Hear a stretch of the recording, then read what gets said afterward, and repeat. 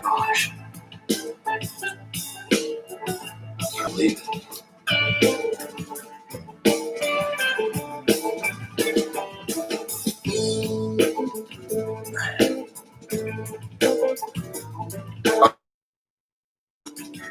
Hello. Somebody has arrived. I had one of those. My gosh, it's been an incredibly great day. It's been an incredibly good day. Yeah. Before I start talking about myself, what are you doing for your break? What are you doing?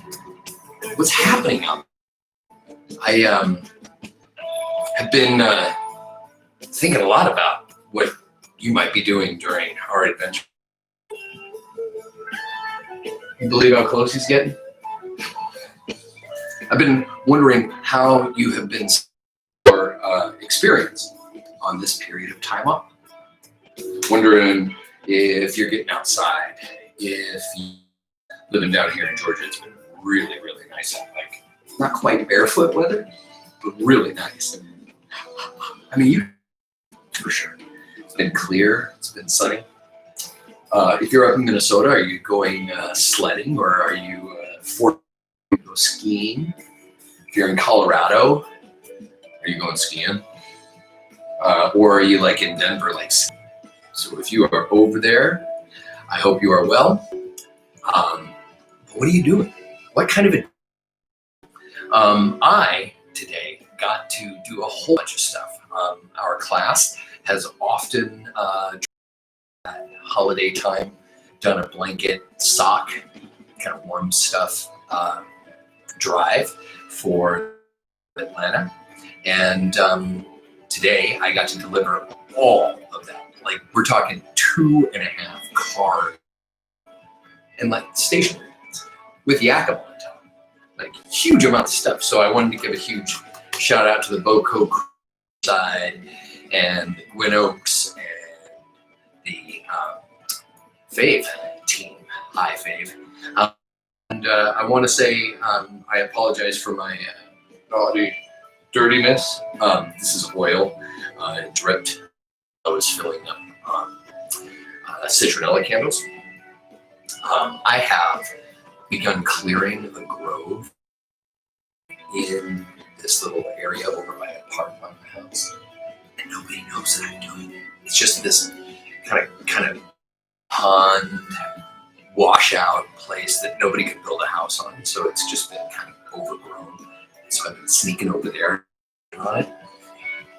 And then I came back and I got to hang out in my yard and I got to clean up. I got to blow. Before, they're so cool. And it's been sunny out and I've been listening to music all day. And then all of a sudden I looked, it's 2:50. And I was like, oh my gosh, it's almost 3 o'clock. And so I kind of came right in here. And so the other thing that I was thinking a little bit about before we get to the reading, because we are going to finish it today.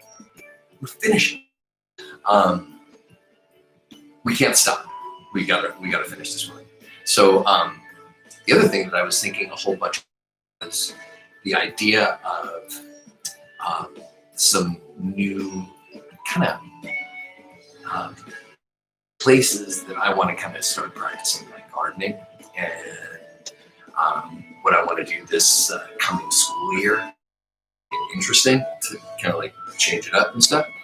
And so some of my kids are watching. Kate, Anya, you're there. And we're trying some new ideas out. So that's really cool. So it is time for me to begin reading. I wanted to show you one last thing before we moved on. Remember this last time was a very sad day. The last thing that we left was a diner where Bryce didn't have a whole lot of money, didn't have enough money for all the food that he ate. And so I wanted to show you that I think that this is really important. Now, I have read this book before, so I know where we're heading. But at the same time, I'm doing is I've been practicing using different colors to kind of mark, like when somebody talks, so that I want to show you that is always on the first page of this weird, strange thing where Edward is walking the building on his own. And the last thing I wanted to show you is that the only one that I have noticed in this chapter is Bull. Now, we lost Bull. And so I'm a little nervous because I haven't rehearsed reading. And I figure that it's time for me to start and finish 22 to the end of the miraculous journey of Edward. Do you mind over just a little bit? Maybe just a little bit? Yeah, personal boundaries. Anyway, make sure that we read that last little bit of time. For some reason, my thing is not connecting all the time, so I'm hoping that I'm still here. Please let me still be here. This was Neil grabbing Edward when Bryce offered for them to dance the money for the food that he ate. And he swung Edward by the feet, swung him so that his head hit the edge of the couch. There was a loud crack. Bryce screamed, and the world, Edward's world, went completely black. Chapter 22. It was dusk, and Edward was walking down a sidewalk. Has Edward ever walked before? He walked down the sidewalk, and then he turned onto a path that led up to windows. I know this house, thought Edward. This is Abeline's house. I am on Egypt's. Lucy came running out the front door of the house, barking and jumping and wagging her tail. Down, girl, said a deep, gruff voice. Edward looked up, and there was Bull, standing at the door. Hello, Malone, said Bull. Hello, good old rabbit. We've been waiting for you. Bull swung the door wide, and Edward walked inside. Abeline was there, and Nellie and Bryce. Susanna, called Nellie. Jangles, said Bryce. Edward, said Abeline. You searching for Sarah Ruth? Bryce asked. Edward nodded. You got to go outside if you want to see Sarah Ruth, said Bryce. So they all went outside. He and Bull and Nellie and Lawrence and Bryce and Abeline and Edward. Right there, said Bryce. He ours. Yep, said Lawrence. That's the Sarah Ruth constellation. He picked Edward up and put him on his shoulder. Deep and sweet and familiar. Why so far away? Why did she have to be so far away? If only, he thought, I could fly to her. Out of the corner of his eye, the rabbit saw something flutter. Edward looked over his shoulder, and the most magnificent wings he had ever seen, orange and red and blue and yellow, and they were on his back. They belonged. They were his wings. What a wonderful night this was. He was walking on his own. He had an elegant new suit, and now anywhere, do anything. Why had he never realized it before? His heart soared inside him. Off Lawrence's shoulders, out of his hands and up into the nighttime sky toward the stars, toward Sarah Ruth. No!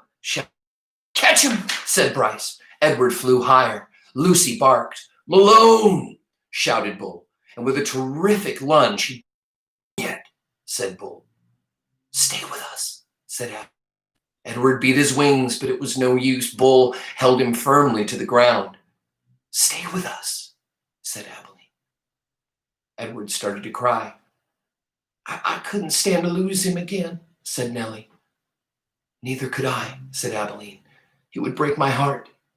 Lucy bent her face to Edward's. She licked his tears away.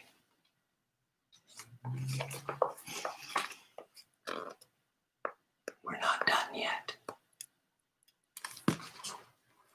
Do you think he may have died?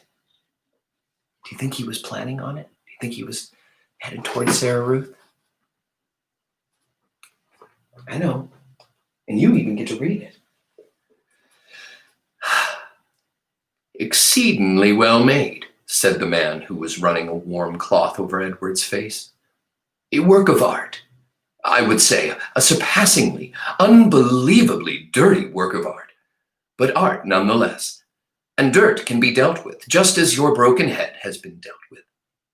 Edward looked into the eyes of the man. Ah, there you are, said the man. I can see that you are listening now. Your head was broken. I fixed it. I brought you back from the world of the dead. My heart, thought Edward. My heart is broken. No need to thank me, the man said. It's my job, quite literally. Allow me to introduce myself. I am Lucius Clark, dollmender. Your head, may I tell you? Will it upset you?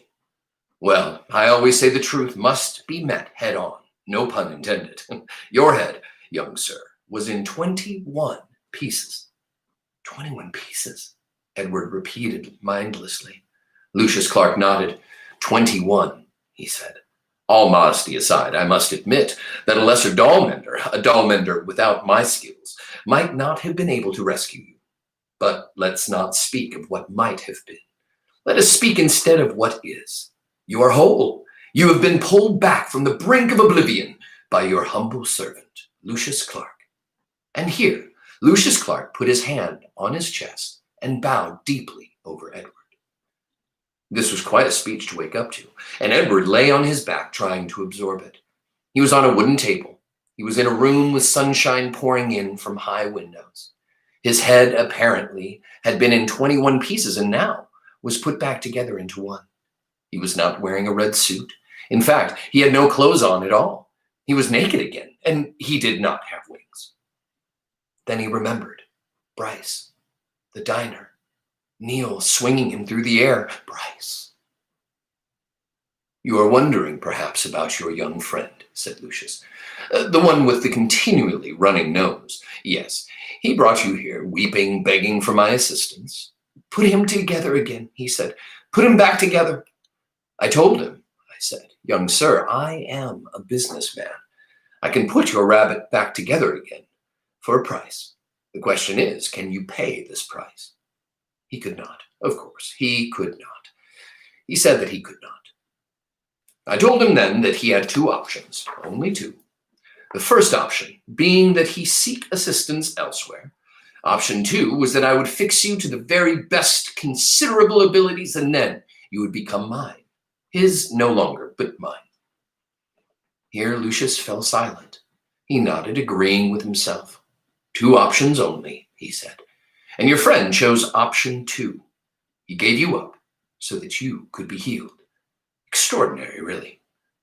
Bryce, thought Edward. Lucius Clark clapped his hands together. But no worries, my friend. No worries. I fully intend to keep up my end of the bargain. I will restore you to what I perceive to be your former glory. You shall have rabbit fur ears and a rabbit fur tail. Your whiskers will be your eyes repainted to a bright and stunning blue. You will be clothed in the finest of suits. And then I will reap the return on my investment in you. All in good time, all in good time. The doll business, there is real time and there is doll time. You, my fine friend, have entered doll time. How does Edward feel about that word? Chapter 24. Looks an awful lot like a little man we've already met.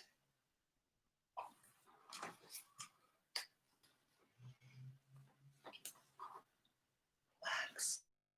And so, Edward was mended, put together again, cleaned and polished, dressed in a suit and placed on a high shelf for display. From this shelf, Edward could see the whole shop, Lucius Clark's workbench, the outside world, and the door that the customers used to enter and leave. From this shelf, Edward saw Bryce open the door. Oh, hi. It's great to see you, sweetheart. Thank you so much for being here. I'm sorry. I'm going to have to read that again. I want you to close your. Would you please close them? I just want you to picture this. And so Edward Tulane was mended, again cleaned and polished, dressed in an elegant suit and placed on a high shelf for display. From this shelf, the whole shop, Lucius Clark's workbench, and the windows to the outside world and the door that the customers used to. From this shelf, Edward saw Bryce open the door one day and stand in the threshold, the silver harmonica in his. Love it. Young sir, Lucius, I'm afraid that we made a deal. Can I see him? Said Bryce. He wiped his hands, and the gesture filled Edward with a terrible feeling of love and loss. I just want to look at him. Lucius called. You may look, he said. You may look, and then you must go and not come back. I cannot have you in my shop every day, mooing over what. I'm sorry, not mooing.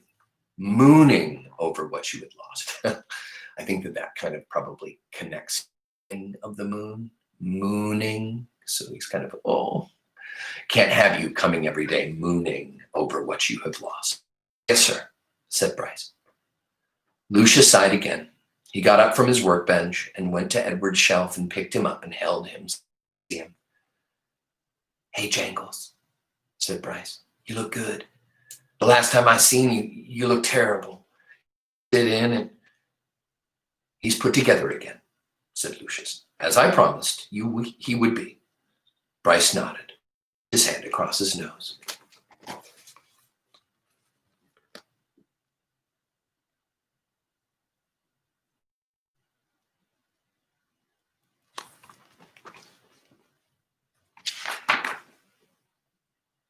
Can I? He asked. No, said Lucius. Bryce nodded again. Tell him goodbye, said Lucius Clark. Been saved. Now you must tell him goodbye. Goodbye, said Bryce. Don't go, thought Edward. You go. And now you must leave, said Lucius Clark. Yes, sir, said Bryce. But he's looking at Edward. Go, said Lucius Clark. Go. Please, thought Edward, don't. Bryce turned. He walked through the door of the doll mender's shop. The door closed. The bell tinkled. And Edward was alone.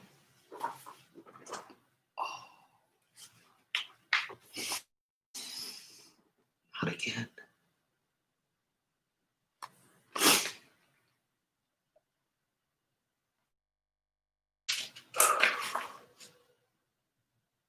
Technically, of course, he was not alone. Lucius Clark shot dolls, lady dolls and baby dolls, dolls with eyes that opened and closed, and dolls with painted on eyes, dolls dressed as queens and dolls in suits. Edward had never cared for dolls. He found them annoying and self-centered, twittery and vain. This opinion was reinforced by his his first shelf mate, a china doll with green glass eyes and red lips, and she was wearing a green satin dress that fell to her knees. What are you? High-pitched voice. Oh. What are you? She said in a high-pitched voice when Edward was placed on the shelf next to her. I am a rabbit, said Edward. The doll let out a small squeak. You're in the wrong place, she said. A shop for dolls, not rabbits. Edward said nothing. Shoot, said the doll. I would love to shoot, said Edward. It is obvious that I cannot. After a long silence, the doll said, I hope you don't think that anyone is going to buy you. Again, Edward said nothing. The people who come in here want dolls, not rabbits. They want baby dolls or elegant dolls. Dolls with pretty dresses, dolls with eyes that open and close. I have no interest in being purchased. The doll gasped. You don't want somebody to buy you, she said. You don't want to be owned by a little girl who loves you. Sarah Ruth, Abilene. Their names went through Edward's head like the notes of a sad, sweet song. I have already been loved, said Edward. I have been loved by a girl named Abilene. I have been loved by a fisherman, Bobo, and his dog.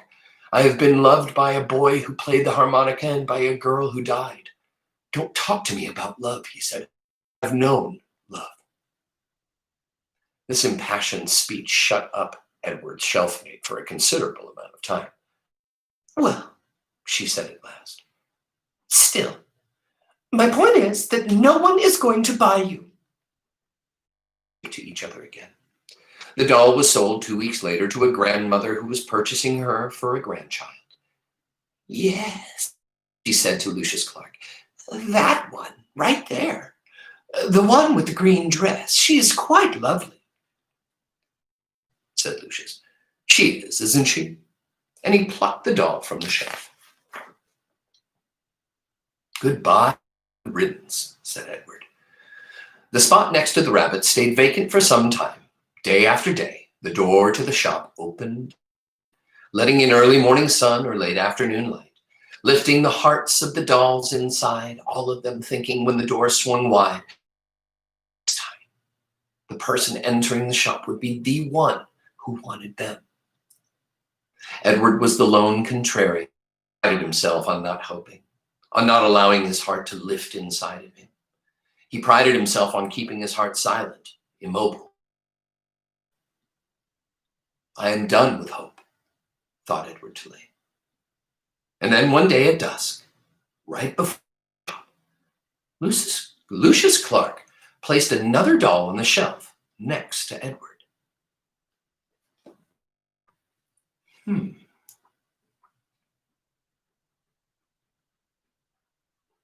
Do we like them yet? Do we know?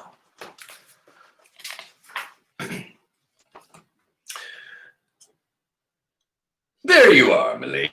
The rabbit doll, said Lucius. The doll mender walked away, turning out the lights one by one. In the gloom, you could see that the doll's head, like his, had been broken and repaired. Her face was, in fact, a web of cracks. She was. How do you do? She said in a high, thin voice. How do you do? She said in a high. I am pleased to make your acquaintance. Hello, said Edward. Have you been here long? She asked. Months, said Edward. But I don't care. One place is the same as another to me. Oh, not for me, the doll. I have lived 100 years, and in that time I have been in places that were heavenly and others. After a time, you learn that each place is different, and you become a different doll in each place too, quite different. 100 years, said Edward. I am old, the doll mender confirmed this. Oh, I am old. The doll mender confirmed this. He said as he was mending me that I am at least 100 years old. Edward thought about everything that had happened in his short life. What kind of adventures would you have if you were in the world for a century? This old doll, I wonder who will come for me this time. Someone will come. Somebody always comes. Who will it be? If anyone comes for me, said Edward. But that's dreadful, said the old doll. There's no point in feel that way, no point at all. You must be filled with expectancy. You must be awash in hope. You must wonder whom you will love next. I am done with being loved, Edward told her. I'm done with loving. It's too painful, said the old doll. Well, where's your courage? Somewhere else, I guess, said Edward. You disappoint me. Disappoint me greatly. If you have no intention of loving or being loved, then the whole journey is pointless. You might as well leave right now and let yourself shatter into a million pieces. Get over with it. Get it all over with now. I would leap if I was able. Shall I push you? Said the doll. No, thank you, Edward said to her. Not Bet you could, he muttered to him. What's that? Nothing, said Edward. The dark in the doll shop was. The old doll and Edward sat on their shelf and stared straight ahead. You disappoint me, said the old doll. Her words made Edward think of Pellegrina, of warthogs and princesses, of listening and love, of spell. What if there was somebody waiting to love him? What if there was somebody whom he would love again? Could it be possible? His heart stirred. No, he told his heart, not possible, not possible. In the morning, Lucius Clark came and unlocked. Good morning, my darlings, he called out to them. Good morning, my lovelies. He pulled up the shades on the window, turned on the light over his tools. He switched the sign on the door to open. The first customer was a little girl with her father. Are you looking for something special? Lucius Clark said to them. Uh-huh, said the girl. I'm looking. Her father put her on his shoulders and they walked slowly around the shop. The girl studied each doll carefully. She looked right in the eyes. She nodded at him. Have you decided, Natalie? Her father asked. Yes, she said. I want the one in the baby bonnet. Oh, said Lucius Clark. You know that she is very old. She is an. She needs me, said Natalie firmly. Next to Edward, the old doll let out a sigh. Sit up straighter, Lucius came and took her off the shelf and handed her to Natalie. And when they left, when the girl's father opened the door for the old doll, a bright shaft of early morning light came flooding in, and Edward heard quite clearly, still sitting next to him, the old doll's voice. Open your heart, she said gently. Will come. Someone will come for you. But first you must open your heart. The door closed, disappeared. Someone will come. It's in squigglies. Do you see that? Come. It's in squigglies. Do you know why?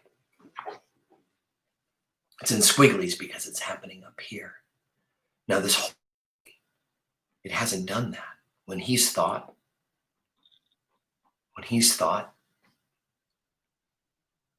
regular words. But for the first time in this book, right here, it's squiggly writing. And I think it's hope. I think it's faith. I think it's the belief that it could happen. Someone will come. Edward's heart stirred. He thought for the first time of the house on Egypt Street and of Abilene winding his watch and then bending toward him and placing it on his left leg, saying, I will come. No, he told himself, don't believe. Don't let yourself believe. But it was too late. Someone will come for you. Squiggly writing. The China Rabbit's heart had begun again to open. Look at the light.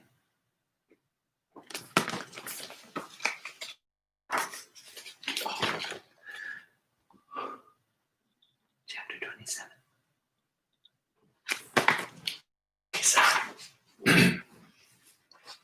Happy early Christmas to you too, Daniel B. Good to see you, Blaze on. Seasons passed. Fall and winter and spring and summer flew in through the open door of Lucius Clark's shop, and rain and the green, outrageous, hopeful light of spring. People came, grandmothers and doll collectors and little girls with their mothers. Edward Tulane waited. The seasons turned to years. Waited. He repeated the old doll's words over and over until they wore a smooth groove of hope. Brain, someone will come. Someone will come for you. Oh, was right. Someone did come. It was springtime. It was raining. There were dogs on the floor of Lucius Clark's shop. She was a small girl, maybe 5 years old, and while her mother struggled with the blue umbrella, the little girl walked around the store, stopping and staring solemnly at each doll and then moving on. When she stood in front of him for what seemed like a long time. She stood at him, she looked at him, and she looked back. "Someone will come," Edward said. "Someone will come for me." The girl smiled, and then she her toes and took Edward off the shelf. She cradled him in her arms. She held him in the same ferocious, tender way Sarah Ruth had held. "Oh," he thought, "I remember this." "Madam," said Lucius Clark, "could you please attend to your holding a fragile, very precious, quite expensive doll?" "Maggie," said the woman. She looked up from the still open. "What have you got?" "A rabbit," said Maggie. "A what?" said Mother. "A rabbit," said Maggie. "I want him." "Remember, we're not buying anything today. We're looking only," said the woman. "Madam," said Lucius Clark, "please." The woman came and stood over Maggie. She looked down at Edward. The rabbit felt dizzy. For a minute, if his head had cracked open again, if he was dreaming. "Look, Mama," said Maggie. "Look at him." "I see him," said the woman. She dropped the umbrella. She put her hand on the locket that hung around her, and Edward saw then that it was not a locket at all. It was a watch, a pocket watch. His watch. "Edward?" said Abilene. "Yes," said Edward. She said again, certain this time. "Yes," said Edward. "Yes, yes, yes. It's me."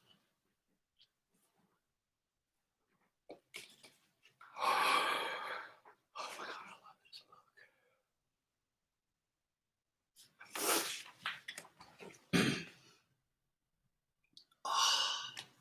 Oh my gosh. Abilene is Maggie's mom. Or is she? Yes, yes, yes. Coda. At the end of a book, I'm going to make an inference here. There's only one page left, right? Only one page left.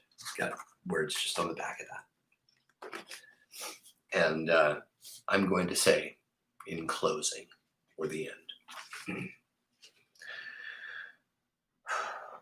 Once there was a China rabbit who was loved by a little girl. The rabbit went on an ocean journey and fell overboard and was rescued by a fisherman. He was buried under garbage and unburied by a dog. He traveled for a long time with hobos and worked for a short time as a scarecrow. Once, there was a rabbit who loved a little girl and watched her die. The rabbit danced on the streets of Memphis. His head was broken open in a diner and was put together again by a doll mender. And the rabbit swore that he would not make the mistake of loving again. Once, there was a rabbit who danced in a garden in springtime with the daughter of the woman who had loved him at the beginning of his journey. The girl swung the rabbit as she danced in circles. Sometimes they went so fast, the two of them, that it seemed as if they were flying. Sometimes it seemed as if they were both using wings. Once, oh marvelous once, there was a rabbit who found his way home.